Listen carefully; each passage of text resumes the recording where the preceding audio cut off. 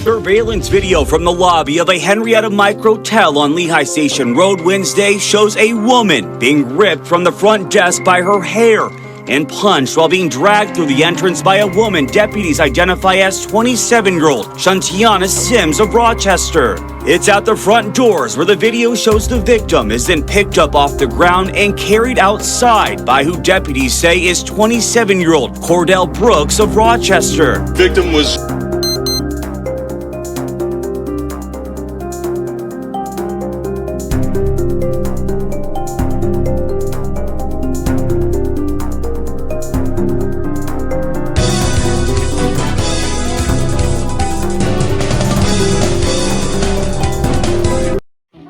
not a YouTuber, just like making videos.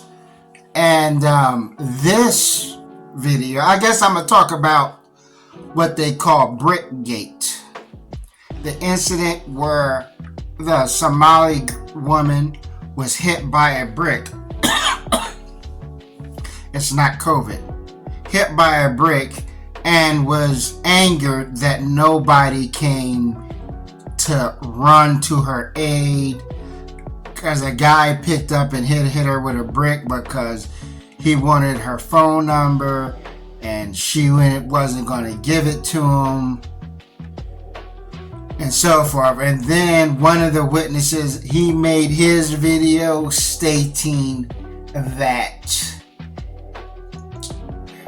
he was basically just spilling the tea on her, saying that she was a troublemaker, she is a drama queen, she's a little rambunctious or whatever, and she's basically like a little firecracker.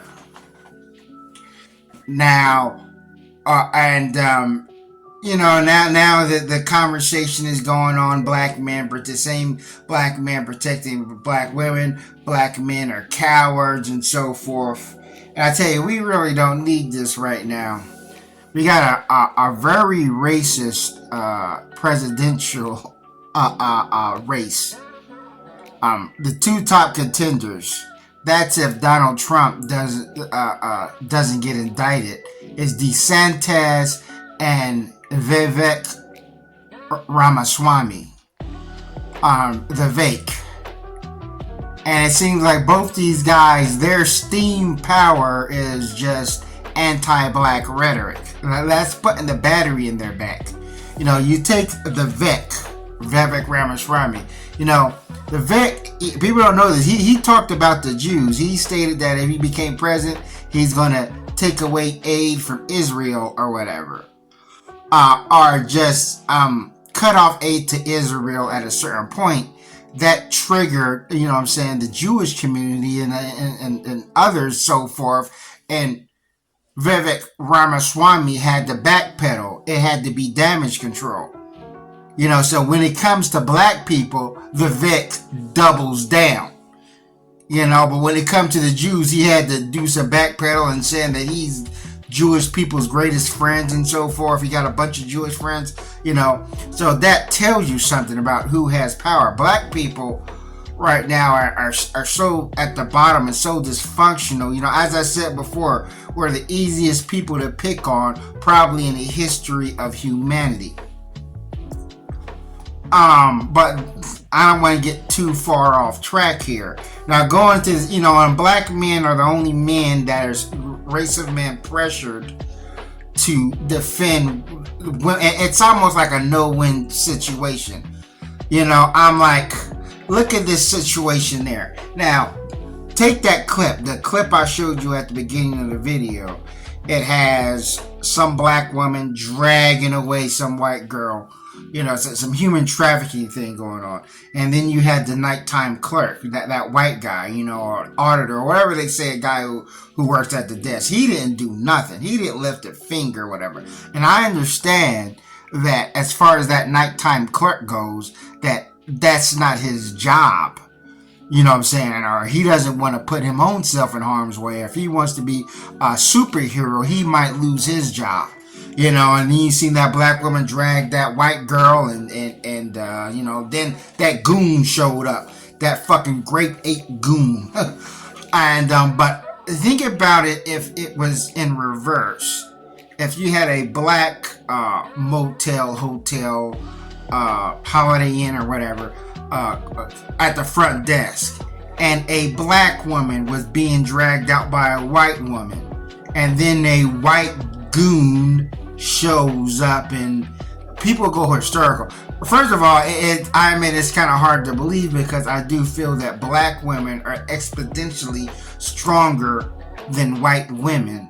You know, I'm like, look how that black woman was dragging that white girl. It was almost like an adult dragging a child. I don't know how young she was, you know, so forth. But it's a horrible situation. But nobody's ragging on that white guy for not going out there and protecting his female.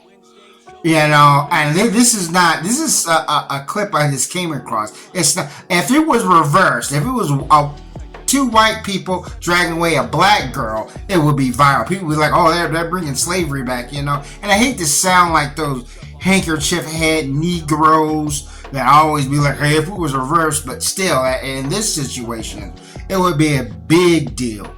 And if the nighttime auditor were there, and he was black and he stood around and I'm like, that dude didn't do anything. I'm like, and bear in mind, this white female was calling for help. You see how she was grabbing onto, like one of them cartoons, you know, you pull something and a character that latches onto everything. Like she was just latching onto her and knocked this guy was more concerned about setting his computer up, you know, straightening his computer out than do. I'm like, he didn't, you know, you would think that he would at least, if he don't want to get involved, went to the lobby and see what direction they went in. But if that was a black guy, he would get all kind of fucking holy hell, which he deserved, because if I was in that motel or hotel or whatever it is, whether the female was black or white, I would have tried to do something, you know, before that other goon showed up. But still, nobody's going to say, hey, why haven't you protected your white women? No other race of man is just obligated to protect a random woman like that. You know, here we live in a first world country where we got laws. You got the police. They got the courts on their side. Now, going back to the Brickgate incident, you know, this is at night. I guarantee you, if I was there when that Somali, in that vicinity where that Somali chick got hit, I wouldn't have done anything either. You know why? Because first of all, I wouldn't even. I don't hang around those types of those vicinities where there's a whole lot of drama going on, because I know gunshots aren't too far off. So I would just leave and go away. And for black men to step up and protect black women, when we know people carry guns, it's very dangerous. You know, you end up getting shot. You know, a dude arguing with his female or whatever, and he's punching her, you get in, you get shot or whatever, and then you find out that couple is back together and they're all, you know what I'm saying, smooching and kissing or whatever, and you're sitting at home playing fucking video games with a colostrophe bag. No, thank you. It depends. First of all, it depends on the circumstances. You know, not out there in the world with just strangers. That's very dangerous, extremely dangerous. Most professionals, most law enforcement professionals will tell you not to get involved. Call the police. Now, this is what a woman can do. If she's arguing with a guy who's being aggressive with her, because, you know, when they give her a number, see some random dudes and go to the random dudes. May walk over to them. You know, when a man feels a woman's breast brush up against their arm or whatever, a female's attractive and this and that, they may automatically want to defend you because you walked over there seeking their help, or walk behind them giving them some kind of signal to the guy, like winking your eye that, hey, this guy's bothering me or and whatnot, you know. And that's the thing. But that whole situation there just seemed chaotic. I'm going to leave it at this though. I'm going to tell you what happened to me.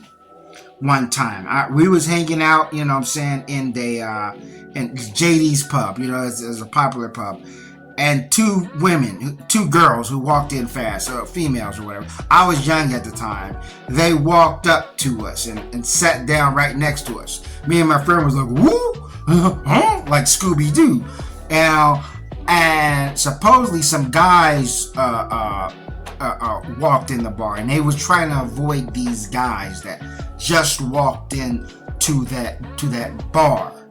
So I guess they thought that, you know what I'm saying, me and my friend were safe. We looked like probably dorky lames or whatever, not hyper masculine or hyper aggressive black men. So they was just, you know what I'm saying, just hang. We was sort of quasi protecting them. They was hanging out there until them guys left or whatever, because suppose they was started talking to us, and they said these guys tried to holler at them at the gas station across the street. They went over here and they followed them over here, and you know what I'm saying, so they did the logical thing. And me, as I said, me and my friend did. It wasn't like me and my friends like, oh no, get away, we don't want no drama here. No, we was like, yeah, cool, man, you hang out here, you know. And until them guys walked off, I'm like, we didn't ask for their phone number or whatever. They didn't give it to us. It wasn't like we got mad. It's just, you know, certain situations. It depends on the situation and circumstance. You know, if you have a male friend with you, then you know he can step up. You know, I had plenty of. I had a female that put me in the friend zone, and I stepped up when she was getting harassed or whatever. I said, "Hey, man, just you be, you know, just back off, buddy." You know, that's what I said to him. I was kind of, the guy was bigger than me, but you know, I popped up there. He was like beating on her door. She called me up. She was like beating on or knock. I don't know if she had sexual relationships with her, but when I showed up, I said, "Hey, man, you gotta back up, buddy. You don't want this. You know what I mean? There's too much stuff going on right now." I said something like that, but I came to, so, you know, there's all kind of, and bear in mind, there's probably incidents every day where black men are protecting black females, but it's not going viral. You don't see it. But as far as this story here, it seems flimsy. But that's all I want to say. Thanks for watching, and never stop learning.